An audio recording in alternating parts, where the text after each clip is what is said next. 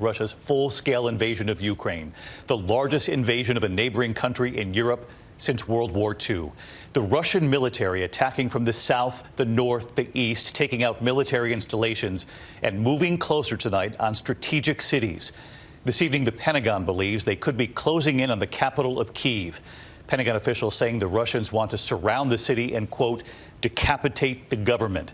Tonight, President Biden laying the deaths, the carnage at Putin's feet, telling the American people today and the world that Putin is the aggressor. Putin chose this war, he said, and now he and his country will bear the consequences. All day today, the wrenching images of war, Russian military vehicles and tanks rolling through a Ukrainian checkpoint from Belarus.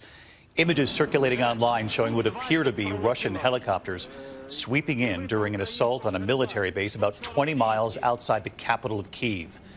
Another concern tonight, Russian vehicles at Chernobyl nuclear site. The Russians are now in control of that nuclear plant, some 60 miles from Kyiv.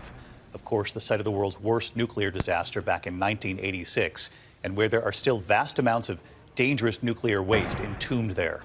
Despite Russian claims tonight, reports of some missiles striking civilian targets falling on this neighborhood near the capital. And in Ukraine's second largest city tonight, Ukrainians now taking shelter in the subways in Kharkiv. Parents with their children huddling underground now for safety. Some asking, what does Putin want? Still unclear why this is all happening. The scene at bus and train stations tonight, the desperate attempt to get to safety, and world leaders are already warning tonight of a refugee crisis now looming. President Biden meeting today with his national security team and a virtual meeting with G7 leaders. The president then addressing the American people on Russian banks, the sanctions tonight, and moves to limit exports to Russia. The president saying our allies are in full support of these new sanctions. Moments ago here, I spoke with Secretary of State Blinken. I asked him why not sanction Vladimir Putin himself? And what are they seeing right now around Kyiv? Does the Biden administration tonight believe the capital will fall in the next 24 hours? But we're going to begin tonight with our senior foreign correspondent Ian Pannell on the ground in Kyiv. Again tonight. Russia unleashing a brutal military assault on Ukraine, invading this vast nation from the north, south and east. The attacks seen in videos posted online from inside Ukraine. After bitter fighting, Russian forces now reportedly in control of Chernobyl, the destroyed nuclear plant just 60 miles from the capital Kyiv. US military sources say they believe the Russians are driving on Kyiv to surround and, quote, decapitate the government there. We saw fighter jets flying over the city this morning as emergency air raid sirens wailed. A large number of Russian helicopters seen on social media posts attacking a military base less than 20 miles from the center of the capital, triggering a pitched battle. The Russians launching over 160 ballistic missiles and rockets on military installations across Ukraine, but also reportedly hitting some civilian targets. Here, an enormous unexploded rocket's lodged in the ceiling of an apartment building in Kharkiv, close to the Russian border. And here, a jet missile wedged into a damaged road. Intense fightings reported around Kharkiv, and thousands have been forced to shelter in the subways. Columns of Russian tanks and armoured vehicles are reported to be still pouring across the Ukrainian border tonight. Swarms of helicopters flying in low over the countryside, creating panic and terror for the people living there. Even so, military sources say less than half of Russia's 150,000 troops have entered the country. But they're now facing off against a Ukrainian army of 250,000, but that's less sophisticated and powerful.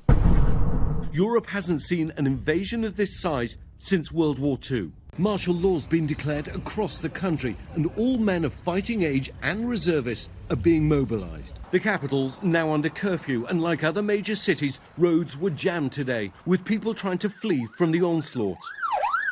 There have been massive lines at gas stations, and residents desperate for cash are lining up for hours at ATMs. Three friends, all from Donbass in eastern Ukraine, in Maidan Square, where Ukraine turned its back on Russia in its 2014 revolution, showing support for their country.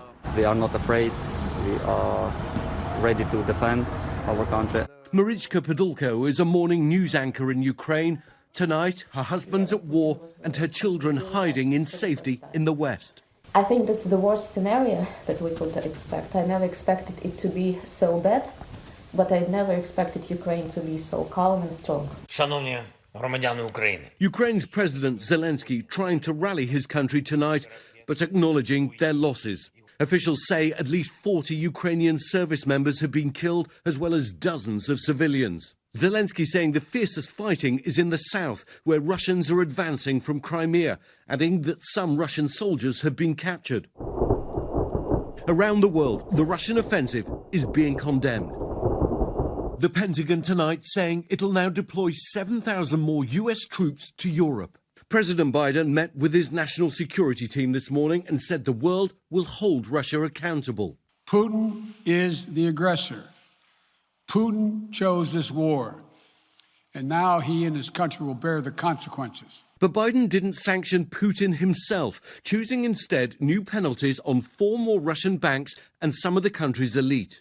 Putin's claimed he has no intention of occupying Ukraine and warned other countries not to interfere, threatening retaliation the likes of which, quote, you've never experienced in your history.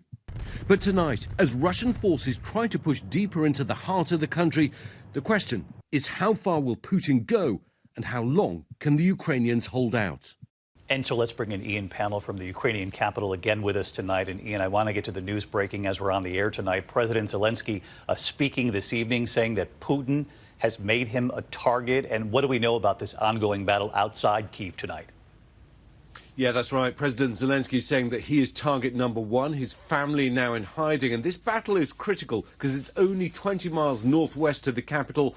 Both Ukrainian and Russian forces battling it out for control, and that could decide how much the capital comes under fire. David? And Ian, I wanted to get back to your reporting there that the Russians are now in control of the Chernobyl nuclear plant. We took World News viewers to the exclusion zone and the communities around it some years back here. We remember, of course, the children, the families hopeful for their futures, but they were always aware of the dangerous nuclear waste that remained there. What are authorities saying about Chernobyl tonight and the security of that facility?